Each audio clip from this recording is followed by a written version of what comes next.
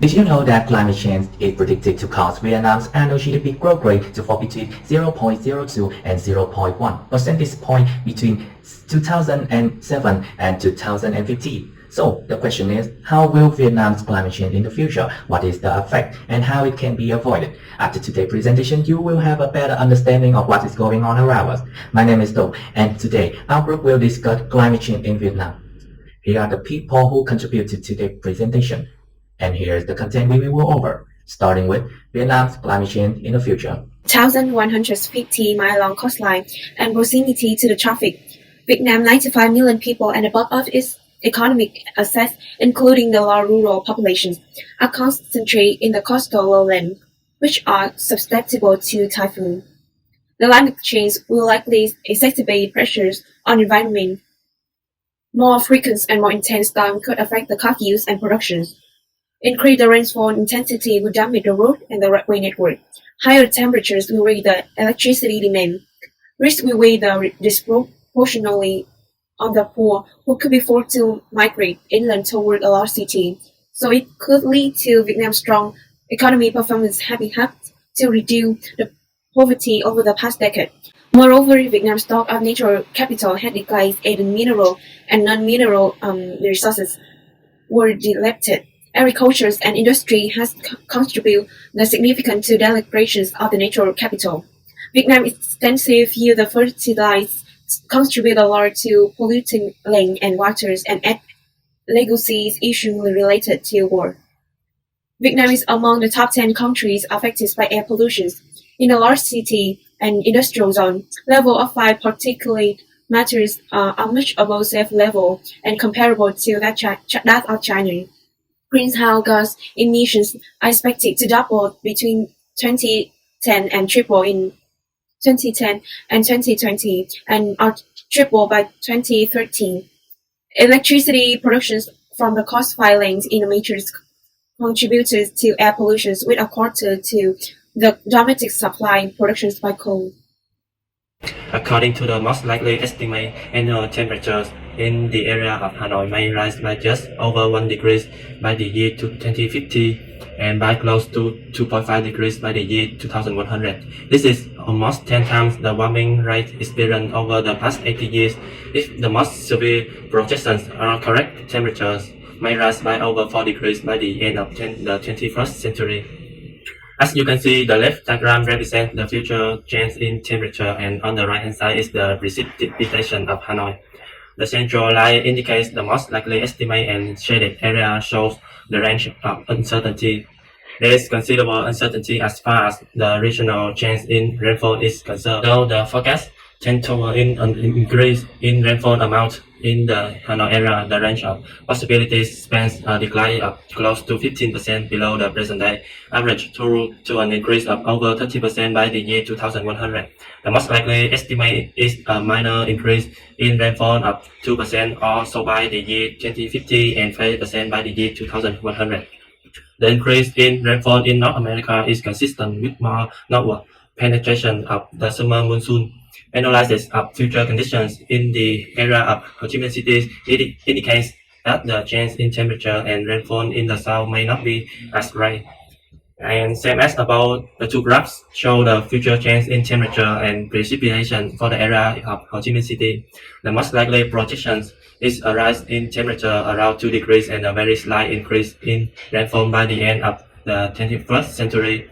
It is, however, possible that the change in climate may be more severe, with an increase in temperature of 3.6 degrees and a 5% decline in rainfall amounts by the year 2100. Available moisture throughout the country, and particularly in south, is likely to be reduced due to increased evaporation as temperatures rise. This could well lead to a marked increase in the frequency of droughts and may prove the major impact of climate change. So when we talk about the conclusion, by the end of 21st century, temperature in Vietnam would rise 2.3 Celsius relative to average of 1980 to 1999. The increase in temperature would be in the range of 1.6 Celsius to 2.8 Celsius in different climate zones. Temperature in northern and northern central climate zone of Vietnam would increase faster than the slope in southern zones. In each climate zone, winter temperature would increase faster than summer ones. Both annual rainfall and rainy season rainfall would increase, while dry season rainfall tends to decrease, especially in southern climate zone. For the whole country, annual rainfall by the end of the 21st century would increase by 5% compared to that of the period of 1980 to 1999. In northern climate zones, rainfall increase rate would be more than that of southern ones. By mid of the 21st century, sea level is expected to increase about 30 centimeters and sea level would rise about 75 centimeters by the end of 21st century compared to the period of 1980 to 1999. Climate change scenario, especially sea level rise from Vietnam, will be updated as specially scheduled in National Target Program to respond to climate change as follows.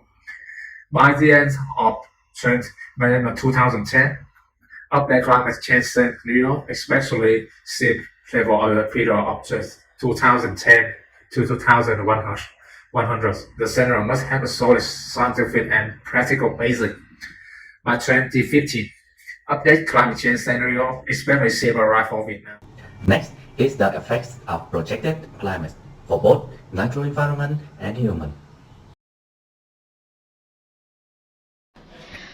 The heterogeneity of topography, geomorphography, climate, soil, as well as socio-economic development has created specific territories. It's also facing the impacts of changes in some climatic factors on different land resources. Their causes cannot be completely confirmed to be due to climate change, but it cannot be denied that they are not affected by these issues. For saline intrusion in soil, in 2008, saline waters penetrated deeper and deeper into the mainland. It increased and the duration of salinity was prolonged. It is a consequence of the following factors. Sea level rise, the flow of rivers happens in the dry season was less because of the upstream forest in areas of the river basin and severely damaged. For the soil is dry and desertified. The unbalanced combination of heat and rainfall regimes creates extremes that can promote the processes of drought and desertification of the soil. The greater risk of heat and dry land, the more effects of reducing crop yields. In coastal erosion, most of our country coastline is being eroded with intensity from a few meters to tens of meters per year. The rising sea level in recent years has also contributed to stronger landslide. In addition, speed up in rivers flows are also a cause of erosion, but usually occurs in the rainy season and have only short-term effects. In riverine and upland landslide are also frequent problems in Vietnam. Along with the river system in the rainy season, there are serious landslides in many places, especially the downstream of the Red Cù Lao Traco River. For the next impact on Vietnam climate change is the weather conditions and the temperature changing. For the weather conditions, in the past 40 years, the number of typhoons in Vietnam has decreased, but intensity has increased and the scope of damage has expanded. For the temperature, the average annual temperature in Vietnam's coastal zone has increased significantly over the past couple of decades. According to the data from 23 coastal weather stations in the country, the average annual temperature in these areas has increased about 0.5 degrees Celsius, especially in Vũng Tàu and Cà Mau area. Here is a map that you can see the changing of the temperature over the few decades and the changing of the weather conditions here. So my name is Bun and I will talk about the risk to nature of Vietnam climate change. The private role of industry and urban expansion have meant that absolute level of land, water, and air pollution are rapidly increasing. Untreated domestic, hospital, and industrial waterways, wastewater for urban drainage, and an expansion in the use of river, lake, and pond as dumping ground for solid waste have seriously affected water quality, fruits, increase in the water concentration, toxicity, and variety of pollutants. Air pollution is worsening in increasing costs and harm to public health, the environment. Some 667,000 tons of sulfur oxides and 618 tons of nitrogen oxide and 6.8 million tons of carbon monoxide are generated annually in Vietnam, following the Ministry of Environment 2011. There is a strong correlation between the sharp rise in absolute level of nitrogen oxides and sulfur oxides emission and increased GDP. Particulate matter in it also a problem affecting public health following World Health Organization 2005 an initiative to rate Asian country city. So, I will continue my friend part. Other than the impact on natural environment, there is another impact on development, starting with human impact.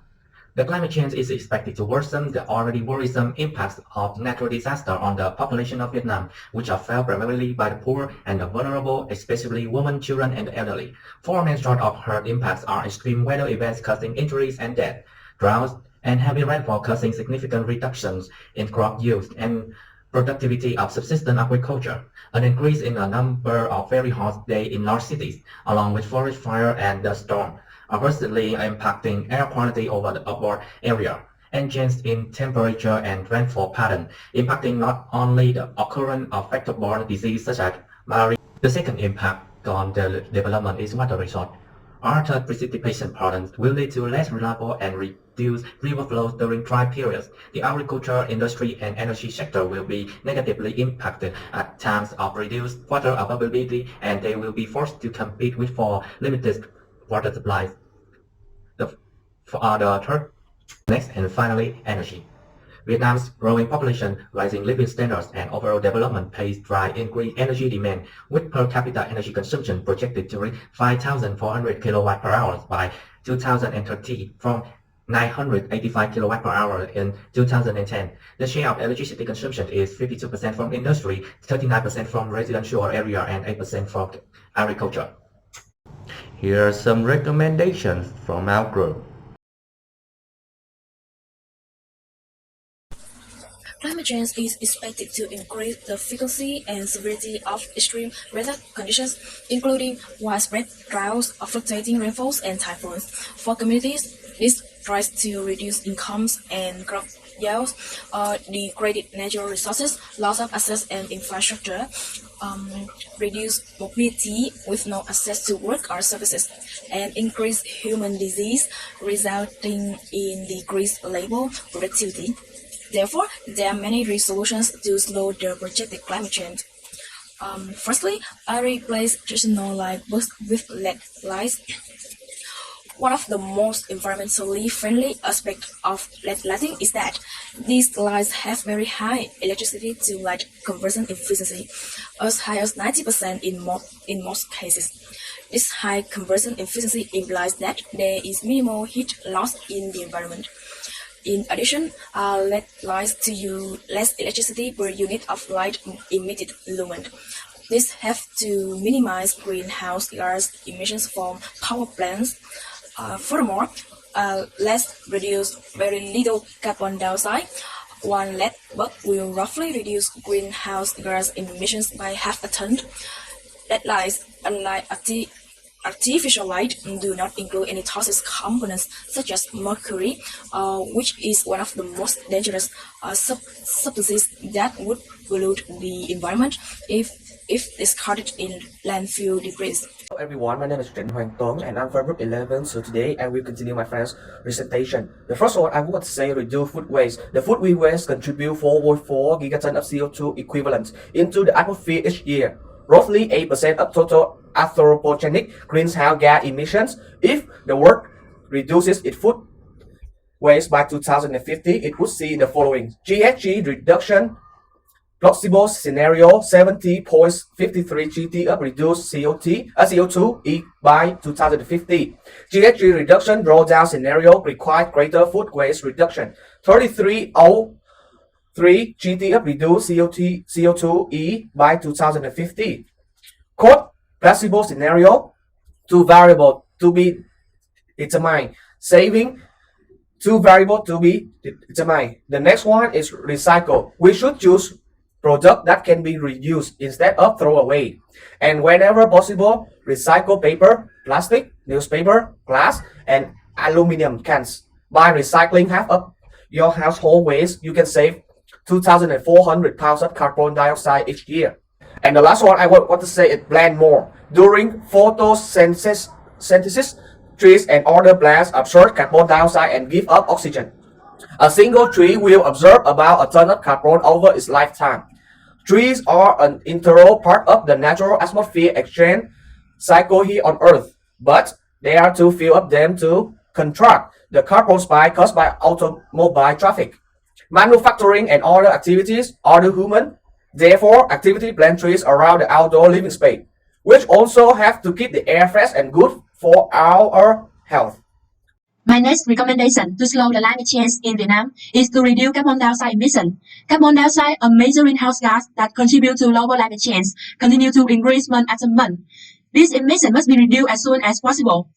There are several methods for reducing carbon dioxide emission. The first method is to ride less. Driving less means emitting less carbon dioxide. We can ride our bike or work to completely avoid carbon emission. Taking public transportation also helps to reduce your carbon footprint. Reducing waste is one of the important steps to decrease this greenhouse emission. You may reduce the amount of waste by choosing things with fewer packings and reusing rather than throwing away. The third way to cut carbon emission is to avoid buying processed food. Instead of purchasing processed meal, we may get fresh ingredients from the market and we prepare them ourselves. Another solution to cut our carbon footprints is to reduce using burner stove. Almost people in Vietnam use burner stove. However, burner stove use a large quantities of gas which emits a large amount of carbon dioxide into the atmosphere and harm the ozone layer. So to slow this solution, we should use induction hob instead of burner stove. Last but not least, installing solar panels provides several environmental benefits due to their usage of non-emission green energy. Solar energy is renewable and endless, and it can be found wherever on the planet. Because solar energy is mostly based on gathering energy from the sun and converting it into electricity or hot water, we are not emitting any greenhouse gas as a result of producing this energy, which may contribute to global warming. In my following proposal, I would like to suggest that you utilize the off switch. That means turn off the light when you leave the room and use light only when necessary to save power and decrease global warming. Remember to switch off the TVs, computer, or any other electrical equipment when not in use. When not in use, you should also switch off the water. That brings us to the end of the presentation. I'd like to summarize by saying, think green and save the environment around us today. Every small action of you guys can save our children in the future. Also, I'd like to thank you for your time and attention today. If anyone have any questions, please feel free to ask now and we will do our best to answer. Thank you.